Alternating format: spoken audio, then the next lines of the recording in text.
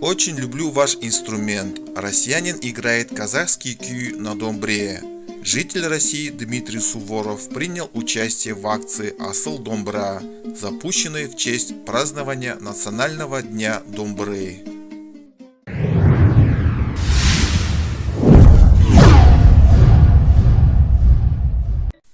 Мужчина прислал письмо на почту централизованной библиотечной системы отдела культуры, развития языков, физической культуры и спорта акимата Экибастуза, которые запустили акцию.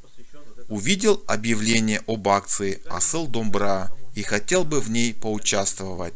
Я не экибастузец и даже не казахстанец, но очень люблю ваш национальный инструмент. Учусь играть на нем уже 4 года.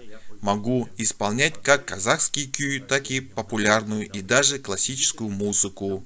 Работая в Казахстане, научился играть на домбре, кылкобызе, сыбызғы, шертере и шанкобызе, написал россиянин. С письмом Дмитрий прислал видео 2 исполненных им композиций «Әлиюлы Сүгірдің ыңғай төк» күйі и композицию известной голландской рок-группы Shocking Blue Venus «Шокирующий ветер Венеры».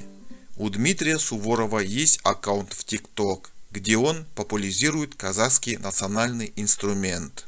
Национальный день домбры в Казахстане отмечают 5-й год подряд.